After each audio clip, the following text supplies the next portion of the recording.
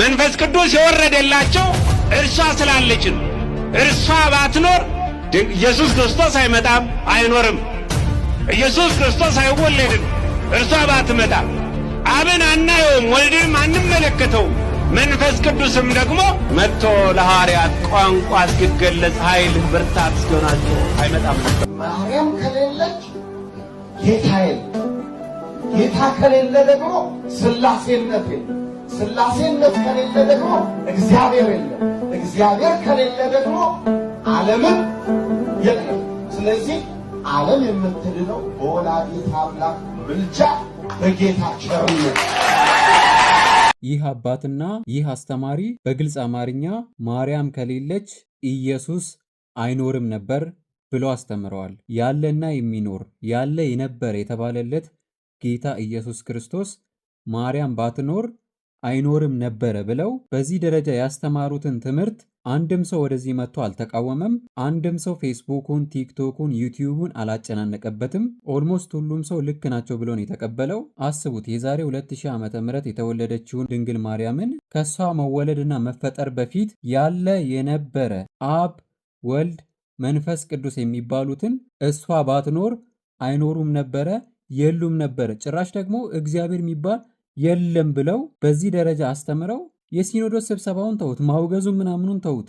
አንድ መምህር እንኳን አንድ ቲክቶከር እንኳን እንዴት አንድ ሰው እንኳን ይጠፋል ይህንን ነገር የሚቃወም? ማርያምን የፈጠረው እግዚአብሔር እንዴት ማርያም ባትኖር ፈጣሪው እግዚአብሔር የለም ይባላል? እንዴት ማርያም ባትኖር መንፈስ ቅዱስ አይወርድም ነበር ብለው ይሰበካል? መንፈስ ቅዱስ እኮ የሚወርደው የሚኖረው በማርያም መኖር ውስጥ አይደለም። ማርያም ኖረችም አልኖረችም መንፈስ ቅዱስ መውረዱ መንፈስ ቅዱስ መገለጡ አይቀርም።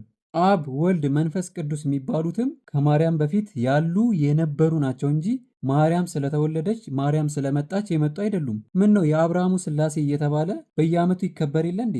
ለአብርሃም የተገለጠው ሥላሴ ማርያም ከመጣች በኋላ ነው የተገለጠው? ከማርያም ከስንት ሺህ ዓመት በፊት አይደለ እንዴ ለአብርሃም የተገለጡት? ዓለምን የፈጠሩት አብ፣ ወልድ፣ መንፈስ ቅዱስ ነው ብሎ የሚያምን ሰው እንዴት ማርያም ነች አብ፣ ወልድ፣ መንፈስ ቅዱስን የፈጠረችው እሷ ስላለች ነው የኖሩት ብለው በዚህ ደረጃ ያስተምራሉ።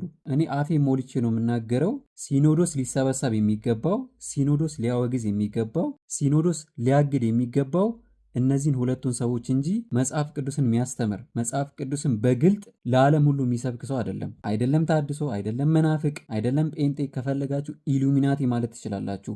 ለኔ የእግዚአብሔር መኖር አለመኖር በድንግል ማርያም አይወሰንም። እግዚአብሔር ከዓለማት በፊት ነበረ፣ ከዓለማት በኋላም ይኖራል። የእግዚአብሔር መኖር አለመኖርን የትኛውን ፍጡር ሊወስነው አይችልም። ዓለም ሳይፈጠር ነበረ፣ ዓለም ሲፈጠርም ነበረ። እቺን ዓለምም ራሱን የፈጠረው እቺን ዓለምም በራሱ እጅ ማጥፋት ይችላል፣ ያጠፋታልም። የማንም መኖር የማንም አለመኖር እርሱ እግዚአብሔርን ሊያኖረውም ሊያጠፋውም አይችልም። አንዳንድ ጊዜ ማርያምን ለማክበርና ከፍ ከፍ ለማድረግ ብለን የምንሄድበትን ርቀት ማወቅ አለብን። ማርያም ከፈጣሪ በታች እንደተባለች አትርሱ። አንዳንድ ሰው ሲሰብክ ማርያምን ከእግዚአብሔር ጋር ሲያስተካክላት፣ አንዳንዱ ደግሞ ከእግዚአብሔር ሁላ ከፍ ሲያደርጋት በግልጽ እያየን እንገኛለን። ማርያም ከሌለች እግዚአብሔር የለም ማለት ማርያም ከእግዚአብሔር ትበልጣለች ማለት ነው።